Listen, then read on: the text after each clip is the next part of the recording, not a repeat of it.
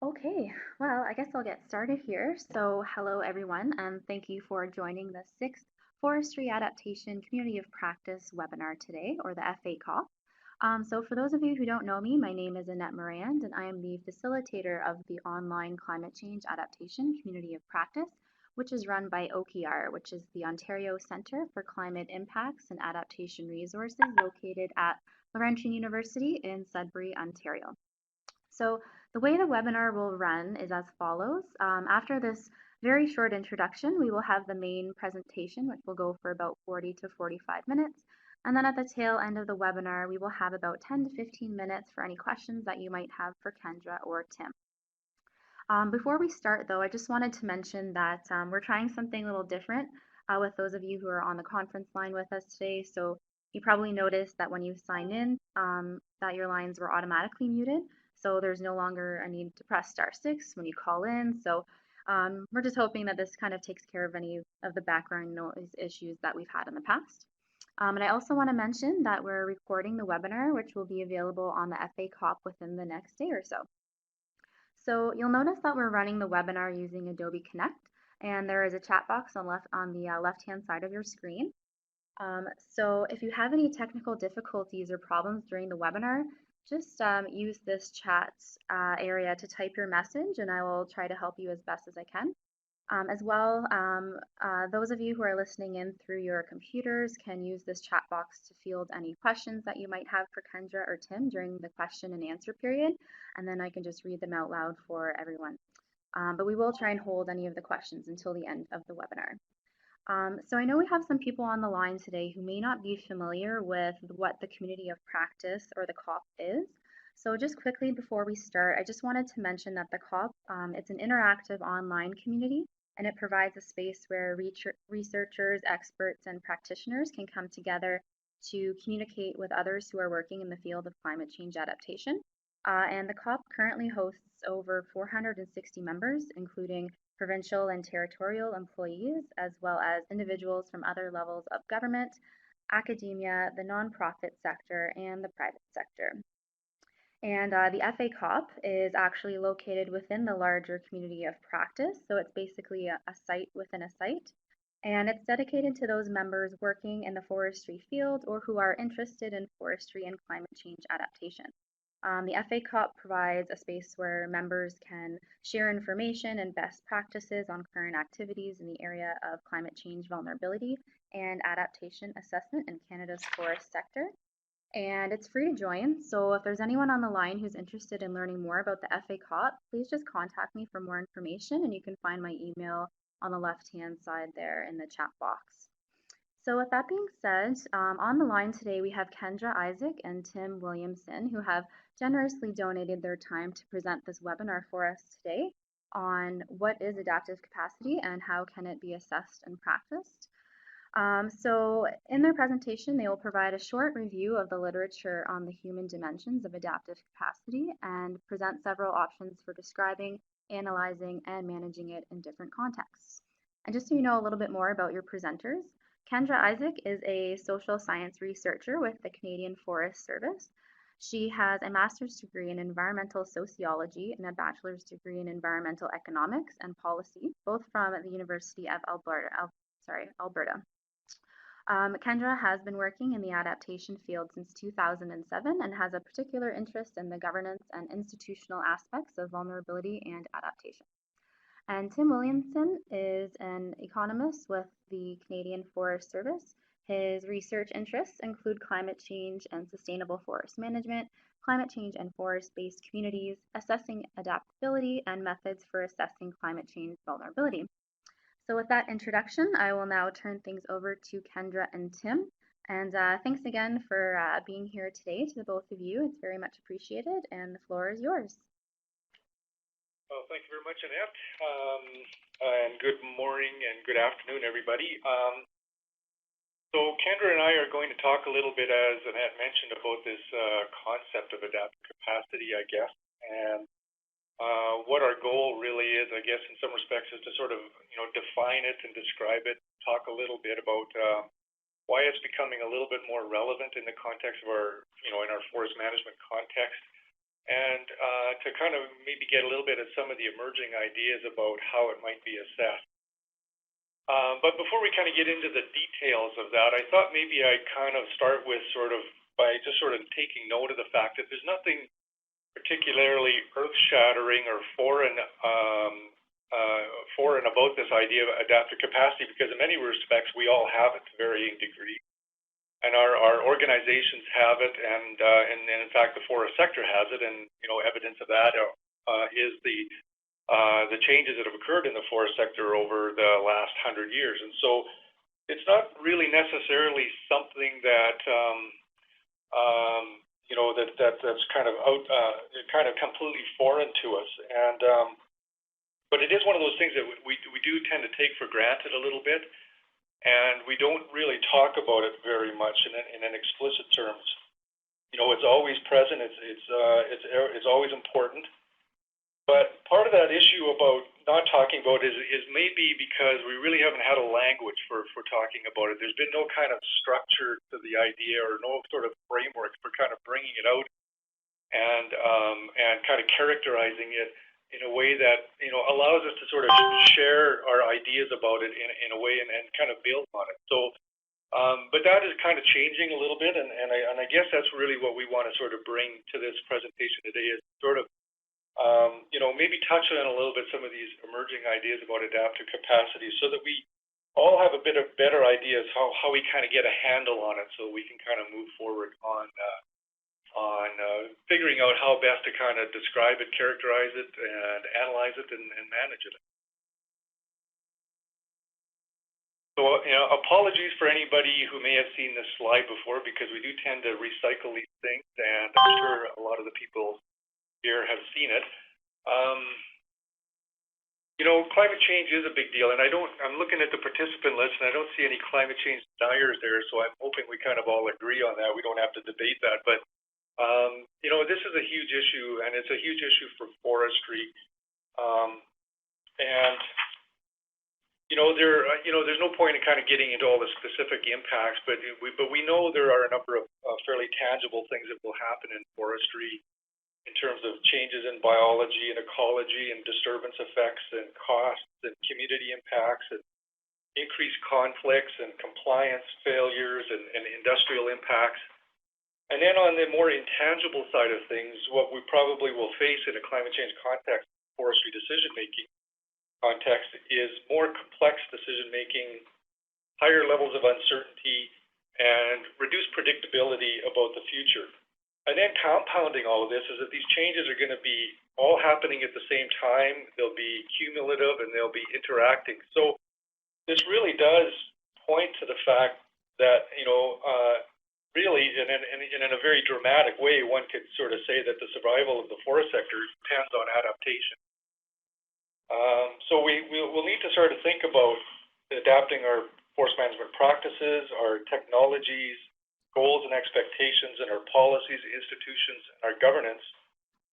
And an aspect that we maybe don't think about often is that we may have to adapt to the adaptations or readapt, because often the adaptations may not be necessarily effective on the first try. So it's this concept of adaptation is so critically important to the future of the forest sector with this climate change problem. And so that's why this is such a large issue for us.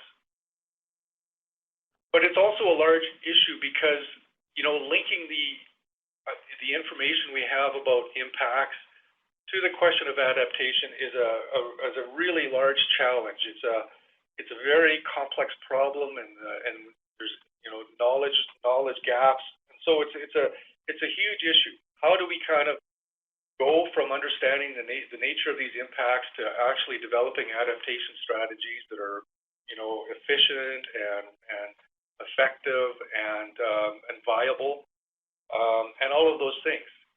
And really, that's where that little middle box is occurring there.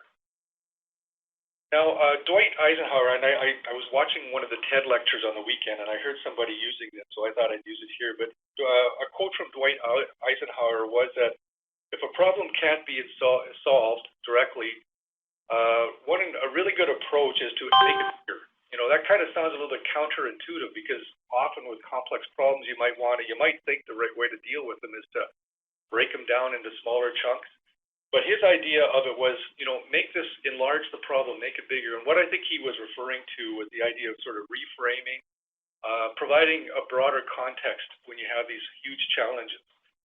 And for us in this context, one of the things we can do to make this problem of impact and adaptation larger is to introduce this idea of adaptive capacity. Because in some respects, if we start to get a better understanding of the processes of adaptation, of the assets and the factors that contribute to our ability to, take the information about impacts and use that to identify, viable adaptations, then in some respects, maybe this adaptation becomes less of a challenge. Maybe it starts to take care of itself a little bit better. So that's the reason that this adaptive capacity is so important, because it's the link between the information about impacts and our responses on the adaptation side. Tim, I don't want to interrupt, but it looks like the slides aren't advancing, so I can do that on my end. Just let me know what slide you're on, and then just tell me when you want them to change. Well, Annette, we're on the slide with the two scientists and the chalkboard. Perfect. So just tell me when you want me to change them, and I'll just advance the slides. I don't know what's going on. Sorry. Okay. All right. So are you on that slide now, or? Yes, we are. Okay. Okay, thanks. Yep. So I don't know if everybody was looking at the right slide or not. Were they not, Annette? Or no, they have the little cartoon with the two scientists there. Yeah. Okay. So I guess the point here is that the point of this whole discussion was we might be a helpful thing to start being more explicit about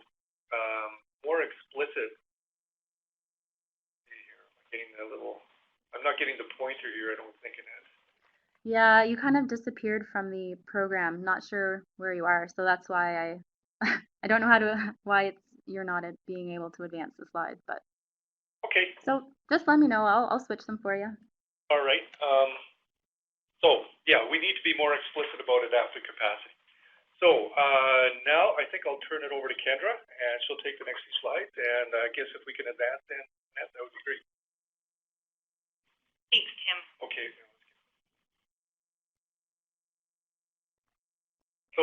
So just I want to check, Annette, are we on the slide that says what is adaptive capacity?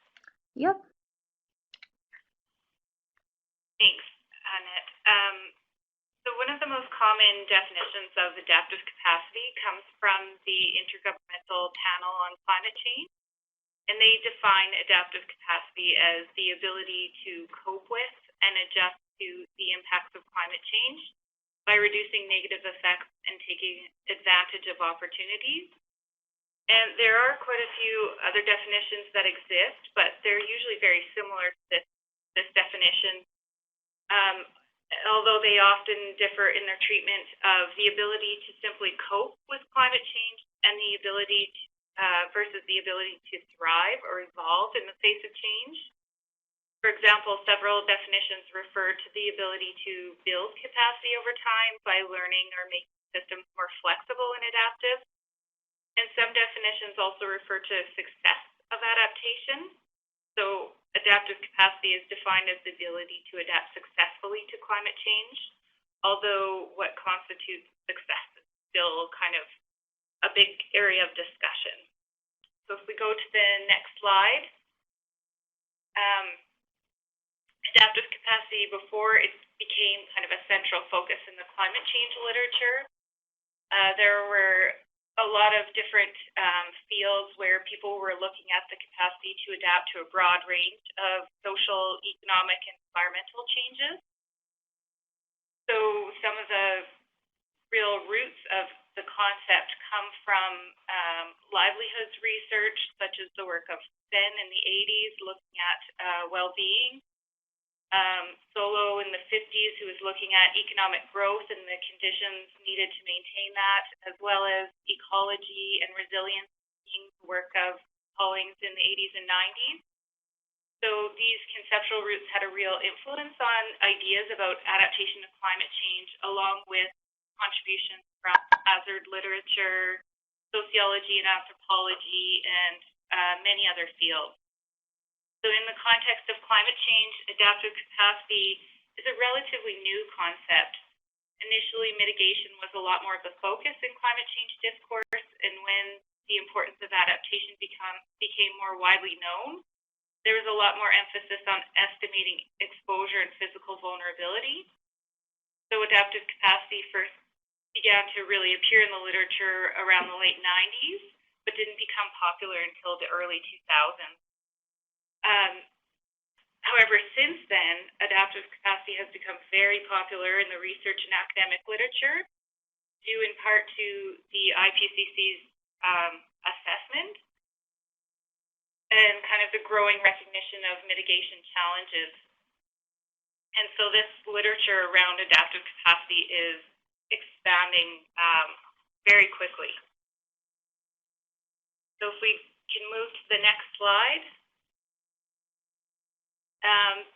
The IPCC's third assessment report, which was released in about 2001, was a very extensive review of research on adaptation to climate variability and extremes from around the world. And it provided a list of determinants that were thought to be important for adaptive capacity. And this included factors like economic resources, available technological options, and other things you see in the list there that together were thought to make up adaptive capacity. This report also kind of established the relationship between adaptive capacity and other concepts like sensitivity and vulnerability, with the idea being that the more capacity one has, the less vulnerable they are to climate change.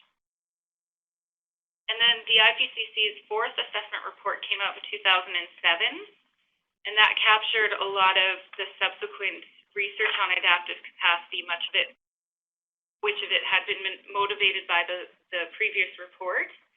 And it kind of captured a broader range of factors related to adaptive capacity, including things like risk perceptions and social processes.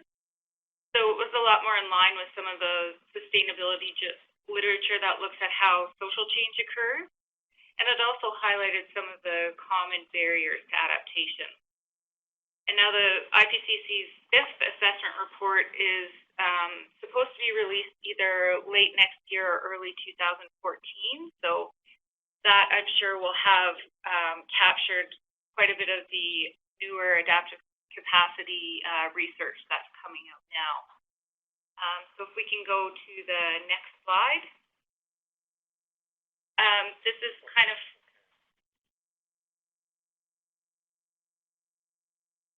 Are you able to change, Annette, to the next slide? Yep, it's on adaptive capacity concepts. Okay, well, we're not... Okay. Hopefully everyone can see it. Yeah, sorry, I don't know why you're not even on the attendee list, so something's going on on your end. I don't know if you wanted to sign back in as Kendra is speaking. That might help. Okay. Yeah. But we can still hear you, we can still see the slides, so don't worry. I'll go ahead. Thanks.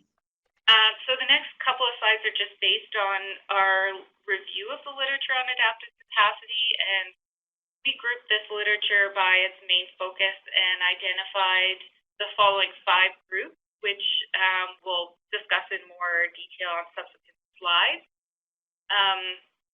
Determinants are factors that work together to make up adaptive capacity.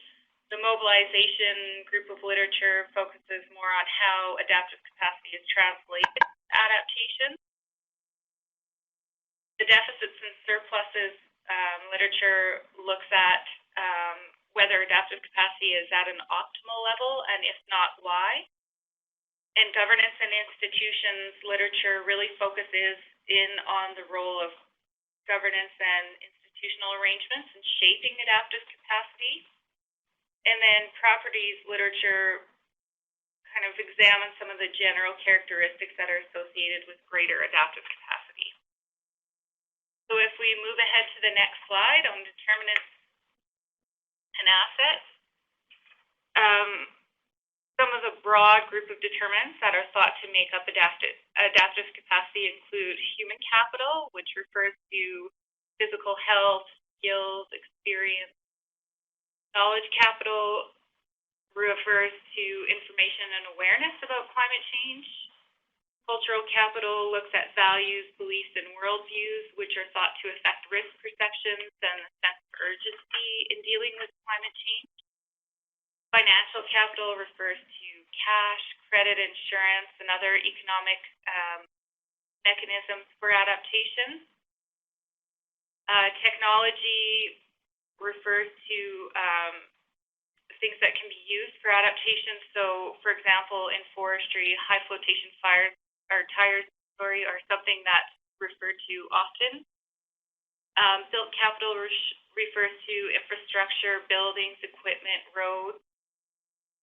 Natural capital looks at ecological goods and services, and the idea being that healthier natural capital provides more options for adaptation. Social capital looks at relationships and networks between individuals and groups. Political capital refers to power and influence. Institutional capital looks at rules, norms, standards, and practices that influence who has the right to use different types of capital and how. So it's just kind of this big laundry list of factors that relate to adaptive capacity. So if we move on to the next slide, the next group of literature is what we've called mobilization. So it looks more at the use of assets and their application in actual processes. For example, looking at a major flood or fire, were social networks and technology important for coping with impacts? Did communication systems and neighborly behavior support quick evacuation? So this literature emphasizes the contextual and dynamic elements of adaptive capacity and draws particular attention to the institutional and social processes that are involved in translating capacity into action. It also highlights when different factors are important in a particular situation, as well as the role that different assets play and how desired outcomes are related to the process and how barriers can arise to challenge adaptation. It's a lot more dynamic focus. And I'm going to pass it on to Tim to talk about the next couple of slides if you want to move it ahead, Annette. Okay, so one of the important questions, I guess, on the analysis side is how much adaptive capacity is appropriate, or how much is enough? Because often when you see the vulnerability literature on this question, it gives the impression that adaptive capacity is a universally positive property or attribute, and that you can never have enough. But the reality is, we invest in it. We also purchase and consume and invest in other things. And so there's got, in principle, one would think there is that sweet spot where the amount of adaptive capacity that is demanded is exactly equal to the amount that is supplied. So I'm using this sort of economic framework to kind of get at this point that there is this, perfectly socially optimal, ideal amount of adaptive capacity. Now, clearly this is an abstraction, and the reality is we're not going to go out and take measurements of the supply and demand of adaptive capacity in the real world, but it's just to kind of visualize this idea that, in fact, using the economic framework, and of course, using an economic framework, I'm allowed to make assumptions. So if one is to assume that everybody, knows exactly how much they need and they can afford, and if people who are supplying and demanding an adaptive capacity are fully informed and institutions are efficient and effective, like, the conclusion you can draw from that is what we see expressed as adaptive capacity with individuals or organizations, or in fact the forest sector overall, is probably perfectly okay. And what that means is there could be differences across individual or across organizations, but those differences may be a result of the fact that there are different preferences or different budgets or different costs or different requirements. So really, I think in terms of sort of looking at this issue, we probably do need to recognize that it's not necessarily automatically a conclusion that anybody with less adaptive capacity is more vulnerable. because there could be legitimate and valid and, you know, totally rational reasons why there would be differences. But and we see that on the left-hand slide there, where there's a series of 4 kind of points where there's an intersection between the supply and demand, and different levels of adaptive capacity result from that. But where we could possibly get into an issue is cases where there might be reasons why the choice is being made by whoever it is that's investing in adaptive capacity in those determinants that Kendra was talking about earlier, or in those mobilization considerations that Kendra was referring to. There could be reasons why we're not at the optimal level of adaptive capacity, and that might be because, you know, we're not accessing the information that's available, or because for whatever reasons our choices are irrational, or perhaps, you know, in the economic terminology, we're continually referring to things like market failure. But those similar kinds of systematic failures can also occur in social systems or in institutions. And for, you know, a number of those reasons, there could be a suboptimal level of adaptive capacity. And so one approach for looking at this issue could be to sort of narrow in on those contributing factors rather than, you know, this is just another way of looking at it. And so instead of actually trying to measure it, characterize it on the sort of the bottom-up side, another way of looking at it is to sort of look at whether or not there are contributing factors that are impairing or imposing barriers to an optimal level of creation of adaptive capacity. So that's really what this whole notion is about. And, you know, we could talk about some specific examples in forestry that might contribute to this kind of an issue. For example, forest management policies, objectives, and practices that don't account for climate change, even though there's very strong evidence that it's justified to do so. Or, you know, organizations and management and managers who may not be completely informed about climate change impacts, even though there's information out there and in fairly inexpensive ways for them to become informed. And so, you know, one could sort of, I think, probably imagine quite a range of possibilities there that can ultimately contribute to this idea that there's an adaptive capacity deficit. Okay, on to the next slide. Annette? Yes, I changed it. You seem to have disappeared again, so okay. Just keep mentioning it. I'll change the slides. Thanks. All right. Okay, I can change it here. So, okay, governance and institutions. This is a key element of this whole adaptive capacity question, clearly, because, you know, Kendra was talking about the mobilization considerations, and in the last slide we looked at the adaptive capacity deficit question. And, you know, really governance and institutions are at the core of this issue, because they are the enabling things that enable adaptation or pose barriers to adaptation. So, you know, the definition of governance is the use of political authority and institutional power to manage the activities of society. And institutions are the rules, norms, standards, mechanisms, and practices that stipulate what's acceptable and what's not acceptable. So, you know, it's pretty clear that dealing with some of the issues that we've already discussed in previous slides, that may require modifying existing or possibly developing brand new institutional governance. So this is a huge area, but something that's important.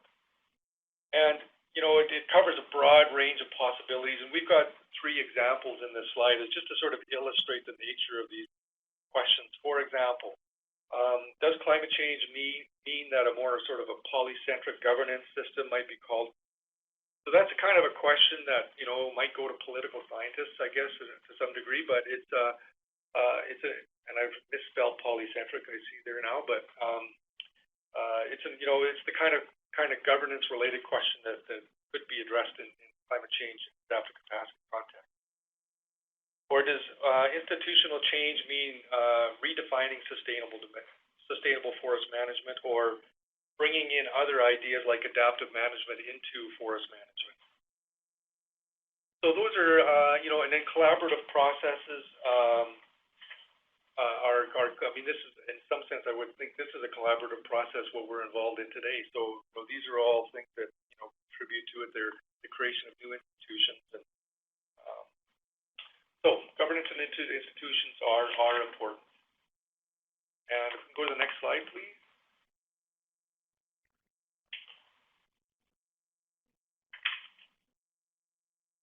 So now the other aspect that it sort of comes into play when you read about this adaptive capacity question, and this really, you'll find this in a significant way in the resiliency literature, that there are properties of organizations or of systems that are important factors relative to adaptability. And these are important to look at because in some ways we might want to sort of think about the properties of our system when we're thinking about how to redesign it. We may want to look at, deciding we need a more diversified set of management options, or we might want a more flexible organization, or, whatever that might be. It might come down to sort of thinking about sort of a specific set of properties that contribute to adaptability. So, I mean, yeah, so I think we all understand what diversity is. It really comes down to having differences, and because having differences increases options. The trade-off is there's less specialization, so they're not, necessarily, an automatic thing you want to do. You have to look at those trade-offs between what you gain and what you lose by being. So similarly, there's a whole range of things there that are possibilities relative to targets you might want to embed in your goals and objectives, but you have to look at the costs of doing that. And I think that now goes back over to Kendra, and if we can get the next slide, please.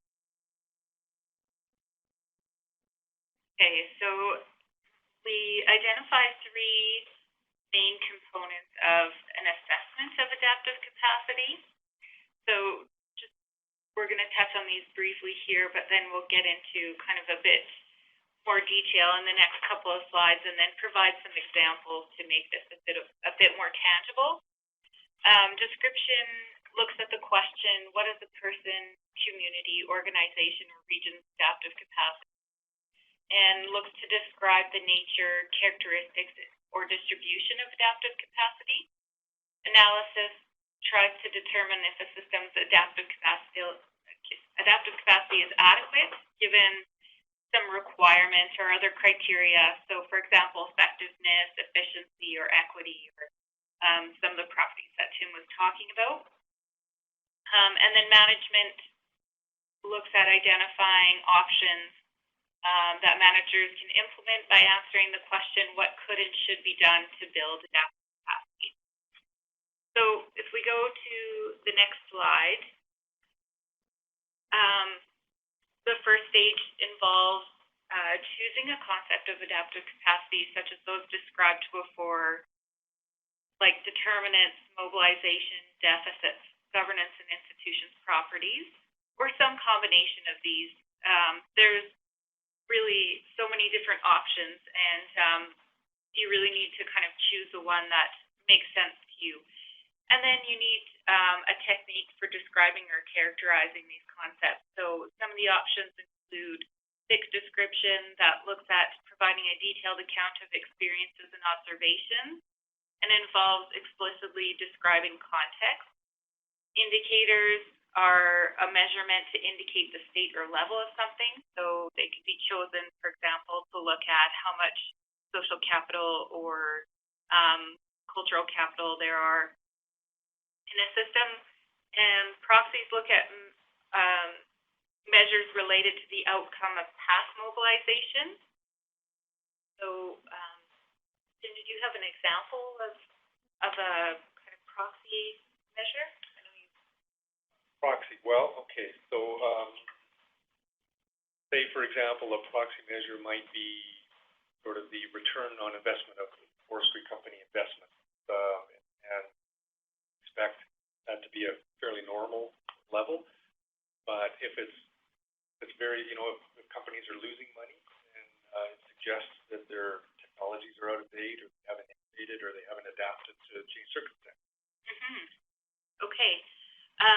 Other options include looking at case history, so experiences dealing with past climate change variability and extreme conditions.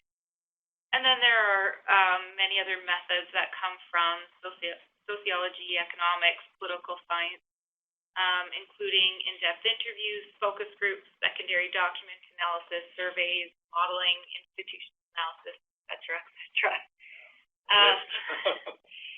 So if we go to the next slide, once that kind of description has happened of what the adaptive capacity of a system is, it really needs to be analyzed. And for this to happen, a standard or criteria for deciding if adaptive capacity is okay or not is required. So here we provide, again, several examples, but there are a long list that could be used. So requirements looks at the adaptiveness to current climate and future climate. So what is needed to deal with current climate and how requirements could change in the future as the climate changes. Effectiveness looks at achieving desired objectives. For example, how does climate change affect the ability to achieve set targets? Will adaptive capacity support effective forest management in the future, etc.? Efficiency looks at the ratio of benefits to cost. So an example could be, will fire suppression be efficient if the frequency and intensity of fire increases, or will the ratio of cost become much larger relative to the benefits? Equity looks at the distribution of adaptive capacity and explores if that distribution is fair, if different groups are having their needs met, etc. Another option is looking at criteria for good governance. So are governance systems accountable? Are they legitimate? Do they respond to stakeholders? Are current institutions appropriate given climate change? Are they appropriate to the governance system that they're managing? So those are just a few options. If we go to the next slide, the final stage of an assessment involves identifying management options based on the analysis and determining which options are feasible for implementation. So if the analysis shows that adaptive capacity is adequate, management might involve simply monitoring capacity requirements as things change in the future. However, if the analysis shows that there are adaptive capacity deficits, or that these may develop as the climate changes, or if there is a desire to enhance capacity overall. Options for building capacity can be identified based on the analysis. For example, the analysis may indicate that limited awareness and concern are blocking the mobilization of adaptive capacity. So management options could relate to education and awareness raising. However, the feasibility of different management options should be considered, as some options may be easier to implement than others. Some may have a bigger impact than others. And if a management option isn't appropriate for existing context, there's a risk of failure. We also suggest that managing adaptive capacity doesn't simply involve a one-off assessment, but rather it's more likely to require periodic reassessment and monitoring evaluation of management interventions over time. So now we'll explore some of these examples of where assessments of adaptive capacity have happened in a forestry context, just to kind of illustrate how some of these things, elements of assessment come together. So sorry, that's the next slide. So this first example comes from a group of researchers who examined and contrasted disturbance preparedness and responsible multiple stress in the forest sectors of Sweden as well as the province of Ontario. They examined several disturbance events, including economic change and abiotic and biotic disturbances, specifically the globalization of forestry markets, as well as storm events and pest outbreaks. And they use literature review, interviews, secondary document analysis, and surveys to describe the context of adaptive capacity, and then they evaluated preparedness and planning and management responses to those events, as well as the effects of these on adaptive capacity. And the study found that access to economic assets was central for adaptation to economic stress, while institutional structure and governance were vital for mobilization and deployment of information and skills in the case of biotic disturbances. So the researchers suggested that institutional capacity could be improved through enhanced planning for the future and through information and skills development. They also suggested the integration of proactive policies and adaptation measures could be considered as an option to better position forest management to deal with climate-related stress. Can I suggest that maybe we go to the third example, because we're getting close to our 45 minutes here. And I mean, this is just, I think what Kendra has shown here is that there are places to go, and you could follow up with by looking at these references, but there are sort of specific examples of assessments that have kind of gone through the process of describing, analyzing, and then managing.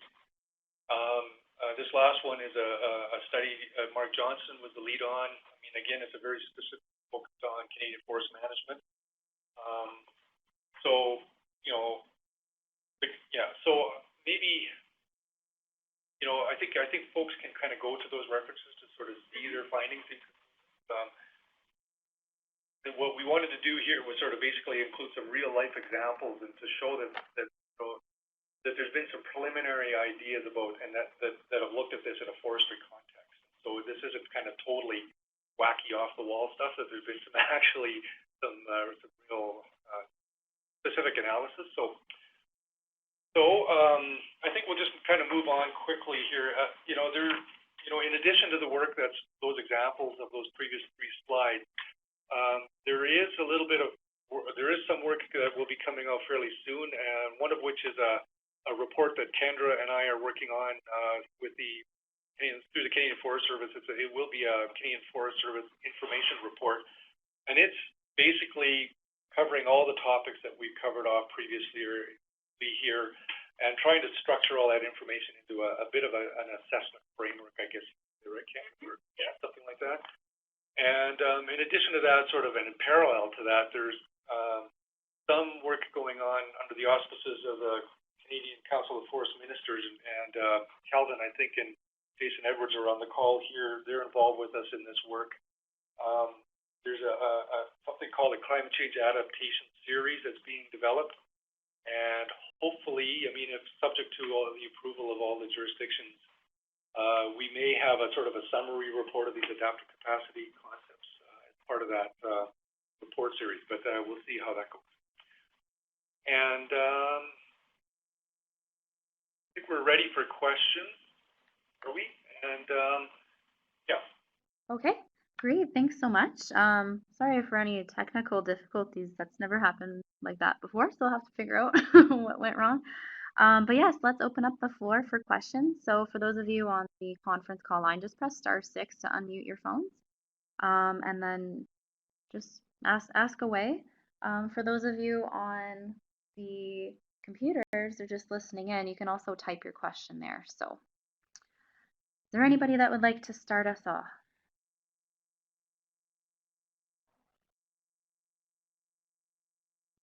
Okay, well, I have a question that might get things going. So what are some of the actions that could be taken to improve adaptive capacity? What a good question. Well, I mean, and that's what it really comes down to, because adaptation. When we think of adaptation, sometimes we think about adapting specifically to impacts, but adaptation could also be about managing our adaptive capacity. So those are sort of the two sides of the adaptation question. So so if and the process of characterizing and analyzing your requirements and all that kind of thing, you find that there are things you might want to do about adaptive capacity. It comes down to what could those things be. So there's some fairly high-level sort of strategic things. For example, you might, and in a very sort of simple and practical way, decide to invest in a number of a particular determinant. I mean, Kendra went through the determinants, and you know, for example, the federal government has just recently announced a large MC on adaptation, support competitiveness, and there's a science component to that. So that's really coming down to sort of trying to build our science, the foundational science about climate change impacts and to enable adaptation in a way that protects the competitiveness of our forest sector and other sectors of the Canadian economy. So, you know, there's that idea, just, you know, the fairly practical idea of investing in things that you know are going to be, you know, limiting or lower than what you might want to be. You might want to look at these contributing factors to the deficits. Maybe there are policy changes that need to allow climate change to be addressed at a local level. For example, you know, maybe there are things that we need to do in our forest policies or our tenure to make sure that when adaptation needs to be done at a local level, that can happen, and it's not you know, constrained by policy. So looking at these contributing factors to deficit, the possible approach. Looking at the distribution of adaptive capacity and determining whether it's, you know, just and equitable, and becoming advocates for groups that we find are significantly disadvantaged by climate change and may have low adaptive capacity might be. And it's the, you know, the governance and institutions, again, we get back to that message that it's really at the core of the question of adaptive capacity. So higher level things, those are a few things. And I'll, you know, Kendra will have some views about this too. So yeah, I guess in terms of maybe a little bit more specific things, increasing awareness and concern can be something to build capacity. So, for example, you might choose to provide localized information about impacts and adaptation needs. May involve training staff or trying to promote kind of a cooperative or collaborative approach to adaptation. So, discussing adaptation challenges, solutions, stakeholders, creating networks for adaptation, such as community of practice, as well as modifying management approaches to encourage experimentation and learning. So, for example, taking an adaptive management approach where you're looking at trying new management techniques and trying to learn from experimentation. Okay, great. Thank you. I have a question. Sure. Go right ahead. Hi, Tim and Kendra. It's Brian Eddy here. Hey, Brian. I actually have a question I never thought of asking you before.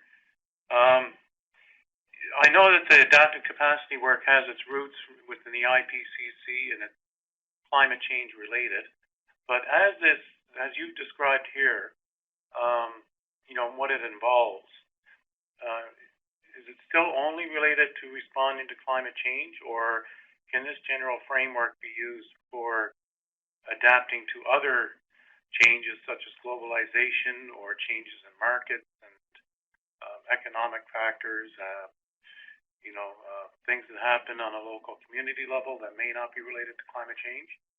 In other words, is it more generally an adaptive capacity framework and not necessarily only for climate change?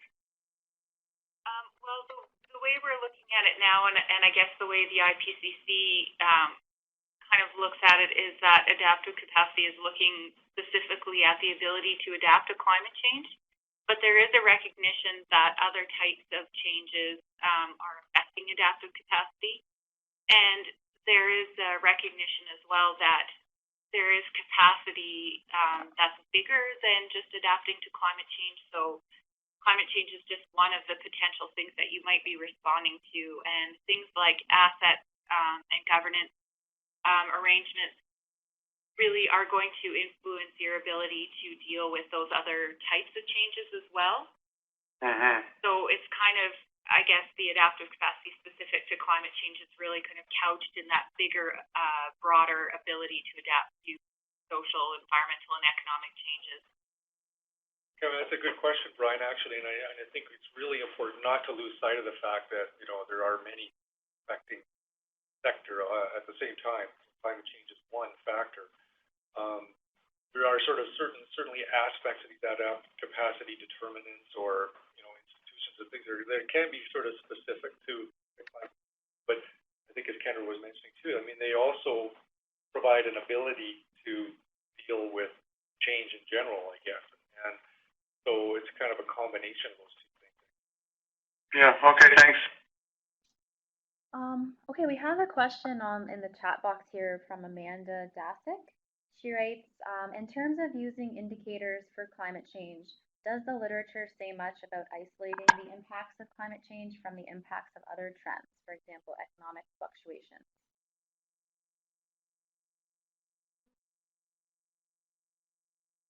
Well, that is also a very good question, Amanda. And I guess it could sort of depend on what the indicator is to some extent. If we're looking at economic indicators of competitiveness or of things like price changes or costs or productivity or those kinds of things, it's really, I think, really difficult to sort of separate the climate change signal because there are so many factors all working at the same time that to affect those kinds of measures or those kinds of indicators. Other kinds of indicators, maybe the more biologically oriented indicators, where there's a fairly direct link between the sensitivity of a forest to a climate change signal, it might make more sense, and you might be able to sort of, clearly show that there's some kind of a climate change thing going on there. But the other question about that is indicators are a reflection of what's, I mean, if you're looking at sort of the current indicators of change, you're kind of sort of tying yourself to looking at what's happening right now, whereas, one of the big climate change problems is to try and account for now in our decisions something that might happen 20, 30, 40, or 50 years down the road. So I guess one of your options might be to sort of develop a forward-looking indicator or an indicator of what you might expect could happen in a future time period, and then use that as a basis of your decision today. But so that the question about indicators, it's an interesting one, and I think one that we have to look carefully at in terms of whether or not the indicator is actually signaling climate change or is not. And just to sort of summarize that answer, it's maybe in some cases, particularly on the biological side, you can make that link, and in other cases, more difficult. Okay, thank you. Just to follow up on that question, I think when it's, as Tim mentioned, when you're talking about impacts, it can be hard on the socioeconomic side to separate the influence of impact of climate change versus other trends. And similarly, if you had indicators that were looking at adaptive capacity, it's very hard to kind of say, related to Brian's question, if those economic resources are going to be used for climate change specifically versus other types of changes that your system is going to be adapting to. So there are kind of challenges there with using indicators that really, are where the literature is at, just really trying to flesh out some of those challenges and how we deal with them. Okay, thank you. Catherine also has a question here that I'll read out before going back to the conference call line questions. She writes, are there any particular resources you would suggest for quantifying risks and uncertainties?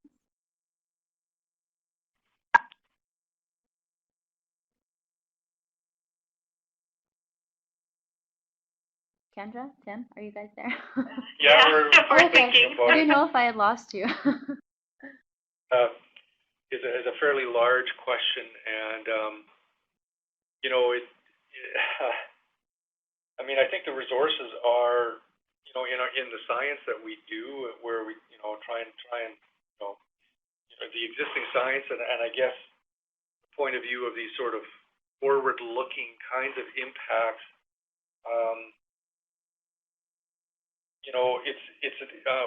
I think one of the things that we are hearing relative to the the future risks is that we can't really predict the future, right? So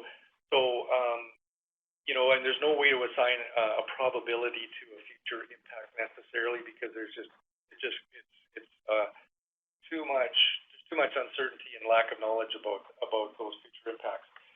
So you know, taking account of the uncertainty in a climate change sort of vulnerability context, I think what's being proposed and suggested as an approach is to adopt a scenario approach and look at adaptive management, and you know, trying to you know, make our management system more resilient, better able to buffer the changes that are going to be happening. So you know, really it's you know, I'm not sure you can sort of pin down what specific resources are available, as it's important to sort of say these are things that we need to kind of make resources available for. I think that's maybe the challenge we face, is that we are facing these, to some degrees, risks, I guess, but maybe more importantly, sort of the high level of uncertainty that we need to start making resources available for that, to some degree, may not be available right now. So this could be one of those adaptive capacity deficit issues, right?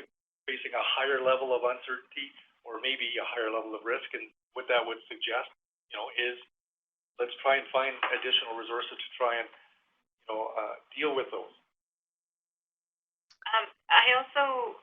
I'm aware of one paper that looks at uncertainties in adaptive capacity assessment, so that's maybe a resource that I could email or put onto the FACoP for further reading.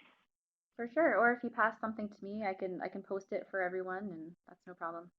Sure. Okay. Are there any more questions from people on the conference call line? Any questions at all?